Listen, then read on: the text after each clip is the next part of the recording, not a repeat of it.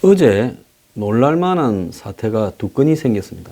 김정은이 오늘 특사단을 만나지 않을까 했는데 어제 곧바로 만나서 4시간 이상 밥 먹고 회의했다니 한국에는 감지덕지해서 지금 언론에는 온갖 지저분한 소리가 난무하고 있습니다. 김정은 위원장의 통 큰 모습을 보였다. 역시 다르다. 이 김정은이 비핵화를 하려고 하는 의지를 이제는 좀 보이는 거 아니냐. 뭔 큰 성과가 나올 것 같아. 고마워서, 감사해서, 황송해서 어쩔 줄을 모르고 자빠졌어요. 원래 김정은이라는 게 국제무대에 놀아보지도 못한 조그마한 어린 뚱땡이가 만만한 한국이나 이런 데를 상대로 해가지고 깜짝 쇼를 지금 몇 차례를 하고 있지요. 그런데 김정은이한테 충고를 하자면 쇼도 한두 번 해야지 자꾸 하면 수가 다 보인다는 거예요. 이번에도 수가 다 보입니다. 근데 김정은은 그렇다 치고 지금 한국에서 큰 사건이 벌어졌어요. 자, 안희정 지사, 과거에 고대 운동권이고 그 뒤에 김덕용 비서를 이렇게 시작으로 노무현 대통령의 보좌관, 그러니까 국회의원 시절부터 안희정, 이광재, 안희정이 더 셌죠. 그래서 돈을 다 만졌고, 그래서 노무현 전 대통령이 당선된 이후에 다 책임을 지고 깜빵으로 갔고, 그리고 그 이후에 노무현 정권에서는 이 강금은이 골프장에 적을 올려놓고 이제 월급을 좀 받고 공직을 하지 못하다가 오랜 휴직이 끝에 지난 2010년 지자체 선거에 나와서 충남지사로 바로 가버렸습니다. 그리고 재선이 되었고, 또 지난 작년 대선 시기에는 민주당의 후보로 이 좀 왼쪽으로 기울어져 있고 친북 노선이고 이 보수의 적대적인 문재인 후보보다 온건하고 합리적인 모습으로 보이고 경제 친화적인 안희정 후보가 낫다. 이런 이슈를 들고 나와가지고 한때 문재인 후보를 맹추격을 하는 모습을 보이다가 지지율이 좀 올라가니까 문파들이 총동원되어서 안희정의 여러 가지 일들을 끌고 와서 박살을 내버렸죠. 그러니까 또 순식간에 좀 추락을 했습니다만은 결국 근소하게 이재명에 앞서서 2등을 했습니다. 그런 안희정이 지사 3선을 안 간다. 그리고 8월 달에 있을 당대표 선거도 안 나간다. 했을 때 무슨 생각을 하고 있을까? 그러면서 외국에 나가 좀 있다가 들어와서 대선 행보를 하겠다. 안희정이 지금 문파들, 특히 임종석이 2인자가 되어버린 문재인 그룹 안에서는 안희정은 경선을 했던 사람으로서 또 기존의 노빠 중에서 문파로 온 세력과 노빠 중에서 문파로 가지 않고 안희정으로 간 이 노빠들의 분화에서 안희정은 상당히 적대적인 세력이 되어 있었고, 문재인 대통령 또한 안희정에 대해서는 나는 당신한테 진 빚이 없다라는 입장을 보이면서 지금 임종석을 중심으로 한 386 운동권에게 힘을 실어주고 있습니다. 사실 운동권의 계보로 보면 안희정도 학교 다닐 때 깜빵에 갔지만은 주사파 비서단 계보로요. 안희정은 이 임종석처럼 최고 위에서 놀았던 학생 운동권은 아닙니다. 그러다 보니 지금 이 대학교 총학생회장으로 이루어진 이인영, 우상호, 오영식 이런 민주당 그룹, 임종석 이런 그룹들과 안희정은 노무현 때부터 결이 좀 달라서요.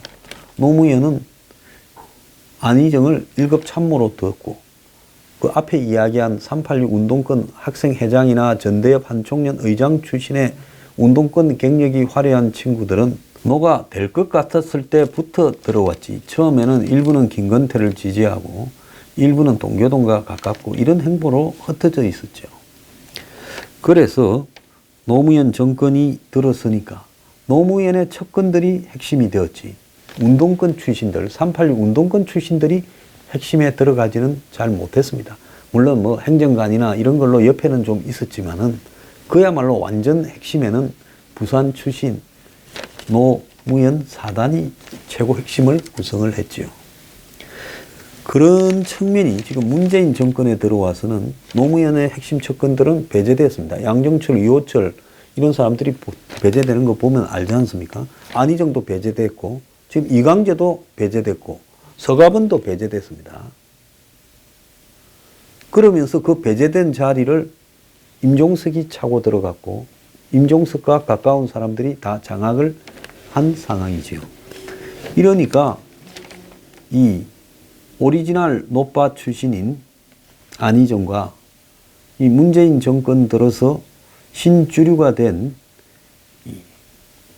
임종석 등의 관계는 매우 견제하는 관계였고, 그러다 보니까 지금 이 박원순 서울시장도 현 청와대의 전대협 출신들은 불편한 사람으로서 서울시장을 안 나왔으면 좋겠다라는 의사를 여러 번 전달했고, 얼마 전에는 무슨 그 미세먼지 한 번 할 때마다 50억씩 이렇게 지하철 공짜 운행 비용이 들어간 부분에 대해서 좌파 진영 내부에서도 비판이 가중되고, 아마 박원순 시장이 경쟁력은 있지만은 내부적으로는 엄청난 공세에 시달리고 있는 것도 사실입니다.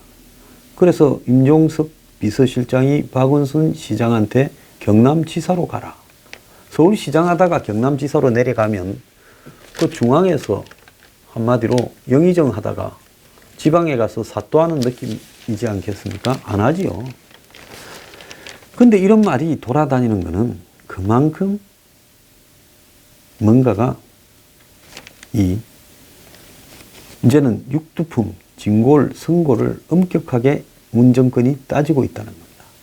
얼마 전에 있었던 박영선 의원의 스켈레톤 종목에서 윤성빈이 그 메달을 딸 때 AD 카드를 가진 소수만 들어갈 수 있는 장소에 들어갔다. 또 평창에 패딩을 가질 자격이 없는데 어디서 나왔냐 해서 몇 방을 얻어맞아 버려가지고 지금 박영선의 경쟁력은 상당히 사라져가고 있습니다.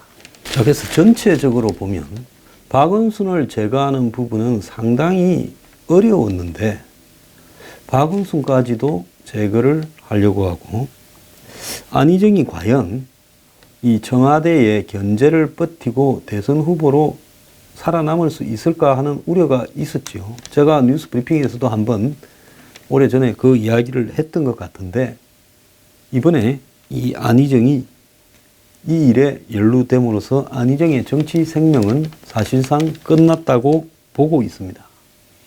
자, 이 내용은 매우 악질적이고 아주 해서는 안 될 나쁜 일을 한 것으로 정리가 되어 있습니다.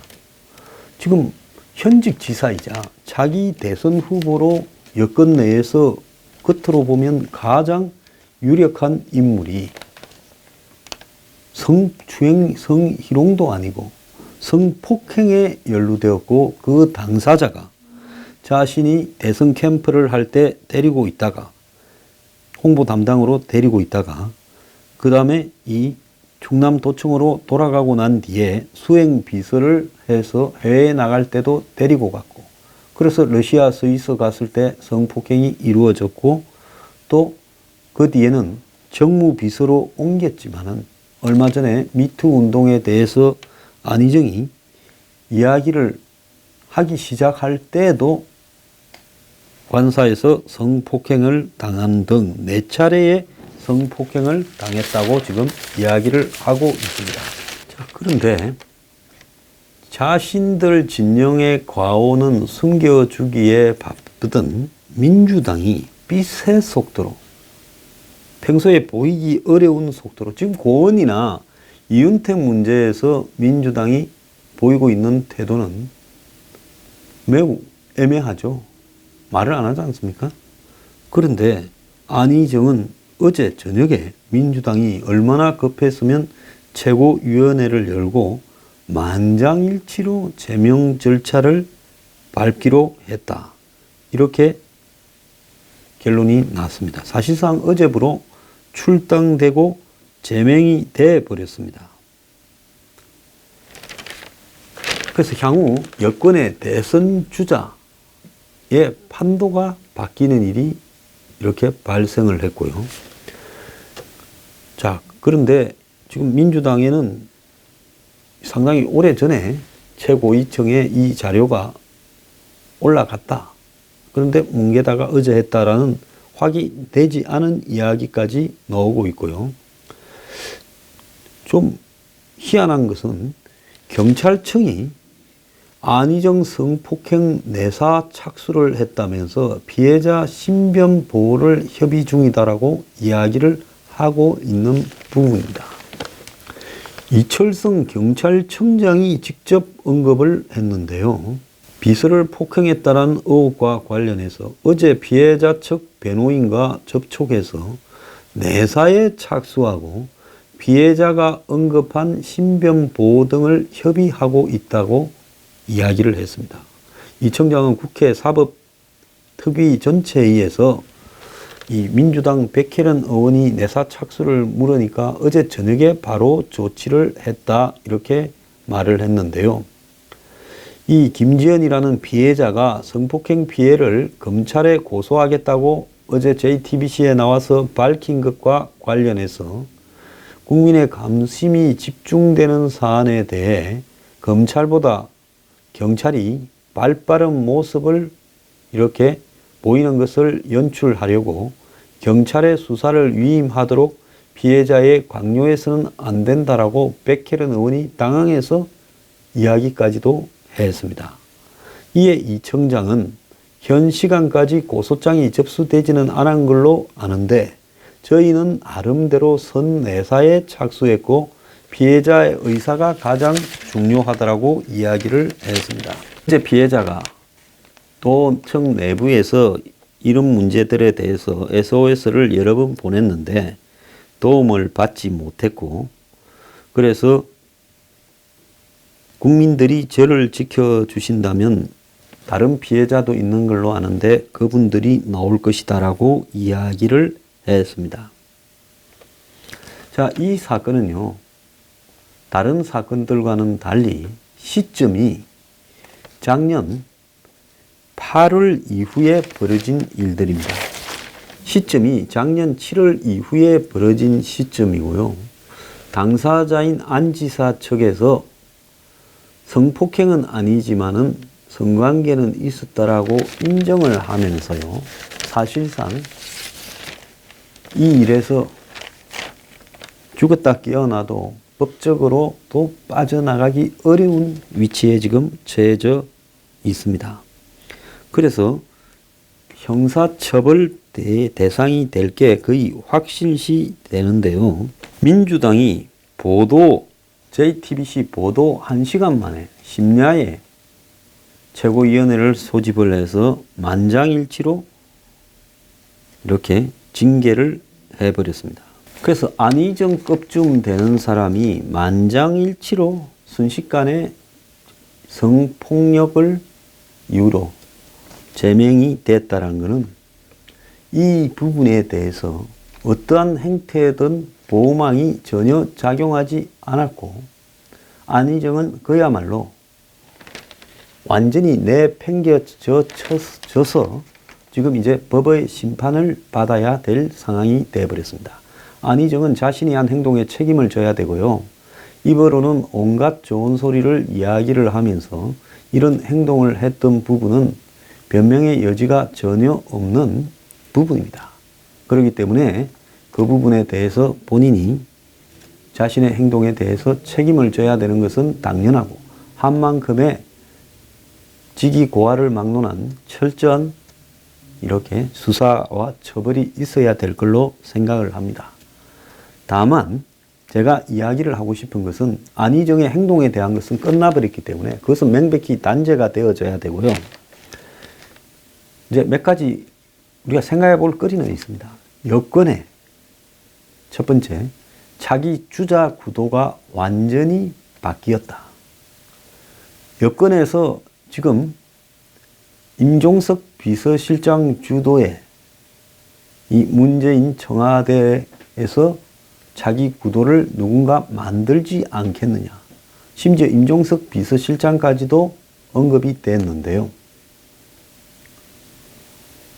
이런 상황에서 대응할 수 있는 사람이라고는 이재명, 안희정, 그리고 박원순 이 세 사람 정도일 거라고 보이는데 이번에 그 중에서 가장 앞서 있는 안희정이 날아가 버렸습니다.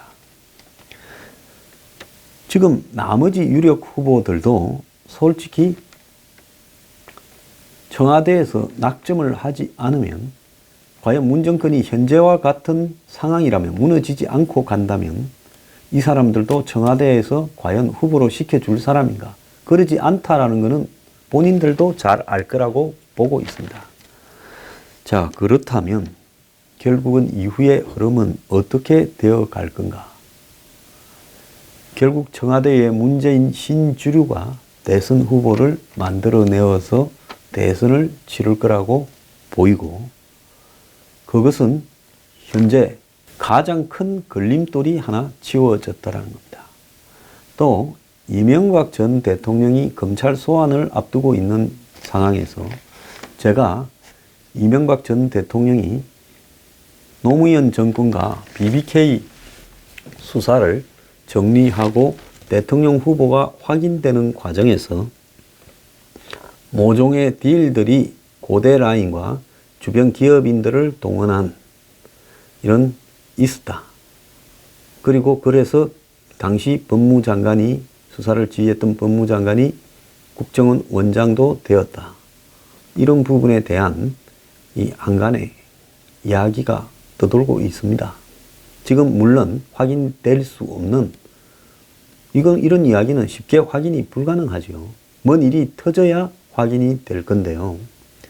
그런 부분과 관련해서도 안희정의 어제 낭만은 좀 의미심장하다고 이렇게 해석될 수 있습니다.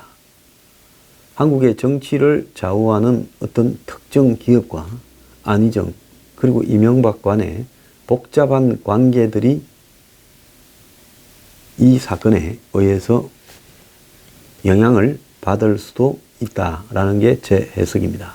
지금 제가 나름대로는 여러 가지 이야기를 할 수 있겠지만은 이 사건의 본질은 안희정의 성폭력이기 때문에 이런 다른 문제들을 현 시점에서 제기하는 것은 또 다른 여러 잡음의 소지가 있기 때문에 오늘은 이 부분은 여기까지만 이야기하도록 하겠습니다. 결국 안희정의 성폭력은 신속한 속도로 사법기관과 당에 의해서 정리가 되었습니다. 자, 본인의 잘못으로 벌어진 이 일이 결국은 여권의 향후 대선 구도에 영향을 미치고 또 신주류, 청와대 신주류들이 권력을 장악하는 중요한 어떤 전기로 갈 수밖에 없는 형식으로 마치 나비 효과처럼 크게 전방위로 영향을 미칩니다. 그러면서 이 또 다른 상당히 합리적일 수 있는 여권의 후보군들이 차례대로 붕괴할 가능성이 높아졌다라는 느낌도 들고요. 지금 이명박 전 대통령의 반격과 관련되는 카드도 이 부분 속에서 모종의 정리되는 부분도 있지 않나 하는 생각도 듭니다. 이건 물론 제 생각입니다.